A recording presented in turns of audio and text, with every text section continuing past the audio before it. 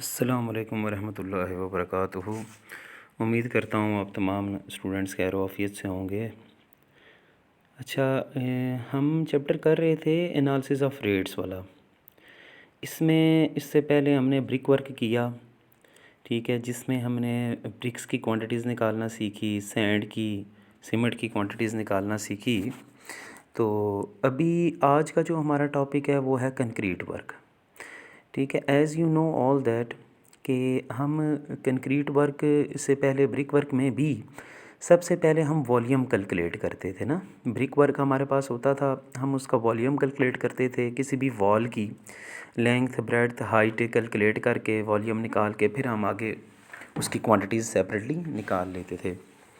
इसमें देखें concrete work है, सपोज़ दैट ये हमारे पास कोई स्लैब है, ठीक है। स्लैब का हमारे पास वॉल्यूम यानी लेंथ ब्रेड्थ हाइट मैंने तो अपने पास से ही लिखी है।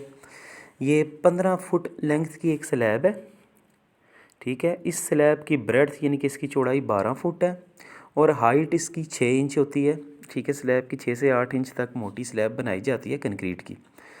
तो ये हमारे पास वॉल्यूम है। इस वॉल्यूम को कैलकुलेट करने के लिए यूनिट्स का सेम होना ज़रूरी था, ठीक है। तो मैंने क्या किया, 6 इंच जो गिवन था उसको 12 से डिवाइड करवा दिया। 12 से क्यों डिवाइड करवाया, मैं आपको बार बार बता चुका हूँ पहले भी अपने प्रीवियस लेक्चर्स में कि 1 फुट में 12 इंच होते हैं, ठीक है। That's why we divide it with 12। अब हमारे पास ये 0.5 मैंने ऊपर ही लिखा है इसी के साथ। तो ये तीनों यूनिट्स सेम हो चुके हैं। इन तीनों को मल्टीप्लाई करवा के हमारे पास जो वॉल्यूम बना है वो 90 क्यूबिक फ़िट है। ये 90 क्यूबिक फ़िट ये हमारे पास वॉल्यूम है वेट, यानी कि ये ड्राइंग से देखते हुए ना, हमने तो ड्राइंग से हमें लेंथ ब्रेड्थ हाइट्स मिलती हैं, तो ड्राइंग में जो चीज़ हमारे पास आएगी वो उतनी हमने बनानी है। तो ये बनी हुई कंक्रीट का वॉल्यूम है 90 क्यूबिक फ़िट। तो इसको ड्राई करवाने के लिए कांस्टेंट यूज़ होता है 1.54, जैसा कि ये मैंने साथ ऊपर मेंशन भी किया है, as we know 1.54 dry constant for concrete. ये मैंने आपको जब स्टार्ट में एक टेबल बनवाया था ब्रिक वर्क में, उसमें भी मैंने ये चीज़ मेंशन की थी। तो अब देखें कि ड्राई वॉल्यूम हमने निकाल लिया 1.54 से मल्टीप्लाई करवा के, जो हमारे पास आया 138.6 क्यूबिक फ़िट। अब इन दोनों वॉल्यूम्स में फ़र्क क्या है, ये 138.6 क्यूबिक फ़िट जो वॉल्यूम है कंक्रीट का, ये तीनों चीज़ें यानी सीमेंट, सैंड और कंक्रीट, क्रश, तीन चीज़ों से ही मिल के कंक्रीट बनती है, सीमेंट, सैंड और क्रश से।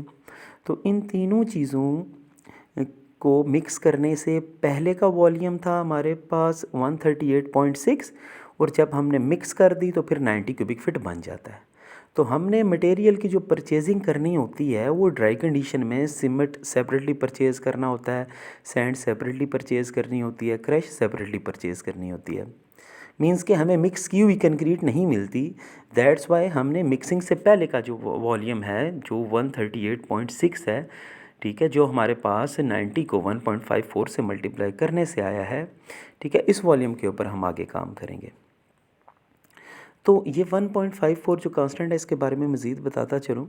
यहाँ पे आपके पास वॉल्यूम तो 90 क्यूबिक फ़िट है ना, जो आपने निकाला है लेंथ ब्रेड्थ हाइट को मल्टीप्लाई करवा के। वॉल्यूम हमारे पास कुछ भी हो, 90 के बजाय 100 हो, 200 हो, 2000 क्यूबिक फ़िट हो, 5000 क्यूबिक फ़िट हो, या बेशक ये हमारा क्वेश्चन एफपीएस सिस्टम में है ना, फुट पाउंड सेकंड सिस्टम में है। अगर हम एमकेएस में भी काम कर रहे हो, इवन मीटर्स में, मीटर सेंटीमीटर्स में भी हम काम कर रहे हो, तब भी आपने वॉल्यूम को ड्राई करवाने के लिए हमेशा 1.54 से ही मल्टीप्लाई करवाना है, because this is a constant value. अच्छा, आगे तीन ही चीज़ें हैं जी कंक्रीट में, एक सीमेंट है, सैंड है और क्रश है। इनको ABC के नाम से मैंने निकाला हुआ है तीनों चीज़ों को, ठीक है। सीमेंट को देख लें, यहाँ पे ratio of cement divided by sum of ratio multiply by dry volume. अब देख लें रेशो, ये ऊपर मैं लिखी हुई है 1:4 की रेशो है कंक्रीट की जो हम यूज़ कर रहे हैं, ठीक है। इस रेशो ऑफ सीमेंट जो है, अब यहाँ पे सीमेंट निकाल रहे हैं हम, रेशो ऑफ सीमेंट जो है ये देख लें, ये ऊपर 1 है, ठीक है। पूरी रेशो में 1:4 टोटल रेशो है, 1 सीमेंट है, 2 सैंड है, 4 क्रश है। रेशो ऑफ सीमेंट 1 है, सम ऑफ रेशो 7 है, ड्राई वॉल्यूम ये हमने निकाला हुआ है 138.6, ये यहाँ पे पुट की कैलकुलेशन की तो हमारे पास 19.8 आया। 19.8 क्यूबिक फीट सीमेंट है। इसके बैग्स बनाने हैं, तो बैग बनाने के लिए मैंने आपको बैग की क्वांटिटी पहले से बताई हुई है, जो कि ब्रिक वर्क से पहले मैंने चैप्टर के स्टार्ट पे आपको बताई थी कि सीमेंट के एक बैग में 1.25 cubic feet cement by quantity डलता है, वज़न के हिसाब से नहीं, बाय वेट नहीं डलता, ये बाय वॉल्यूम इतना सीमेंट होता है, बाय क्वांटिटी इतना सीमेंट होता है। ठीक है, तो इसलिए इसको 1.25 क्यूबिक फीट से डिवाइड करवाया, तो हमारे पास बैग से ये 15.8 आया है। चूँकि पॉइंट के बाद 8 है, 5 से बड़ी वैल्यू है, इसलिए हम एक इंक्रीज़ कर देते हैं और हम 16 बैग्स मैंने कर दिए हैं। इशारिये के बाद अगर 5 आता है या 5 से बड़ी वैल्यू आती है, ठीक है, तो फिर हम पीछे से एक बढ़ा सकते हैं। पीछे 15 था तो मैंने 16 कर दिया। सैंड है, इसके बाद सेकंड नंबर पे बी, रेशो ऑफ सैंड आ गई। रेशो ऑफ सैंड ये देखें 1:4 में सैंड की रेशो क्या है 2, तो 2 पुट की सम ऑफ रेशो यानी रेशो का को जमा करना, 4 और 2 6 और 1 7, सम ऑफ रेशो 7। ठीक है, multiply by dry volume as it is 138.6 जो है। अब ये मेरे पास आ गई है सैंड 39.6 क्यूबिक फीट। सैंड का मैंने आपको सैकड़े का बताया था, सैकड़े का कॉन्सेप्ट। सैंड हमें मिलती है मार्केट से 100 क्यूबिक फीट के हिसाब से, 100 क्यूबिक फीट को ही सैकड़ा बोलते हैं। अगर आप काम MKS सिस्टम में कर रहे हैं मीटरों में, तो वो सैंड आपको 10 क्यूबिक मीटर के हिसाब से मार्केट से मिलती है। उसका यूनिट ऑफ परचेज़ जो होता है, परचेज़ जो हम करते हैं सैंड को, वो 10 क्यूबिक मीटर के हिसाब से पैसे लेता है हमसे सप्लायर। अच्छा, सी क्रश आ गया तो same as it is ratio of crush हो जाएगा ऊपर, divided by sum of ratio multiply by dry volume. अब देख लें इसकी रेशो में 1:4 में ये किस जगह पे आता है, 4 जो सा है वो क्रश है, 4 लिख दिया क्रश की जगह पे, सम ऑफ रेशो 7 ही है, multiply by dry volume 138.6 as it is.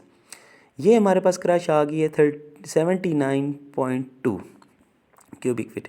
इसकी भी परचेजिंग उसी तरीके से होती है जिस तरह सैंड की होती है। ठीक है, रेट में डिफरेंट हो सकता है, लेकिन इसमें आप देख लें कि ये भी मीटरों में 10 क्यूबिक मीटर के हिसाब से सेल परचेज़ की जाती है और क्यूबिक फिट में सैकड़े के हिसाब से ये सेल परचेज़ होती है इसकी।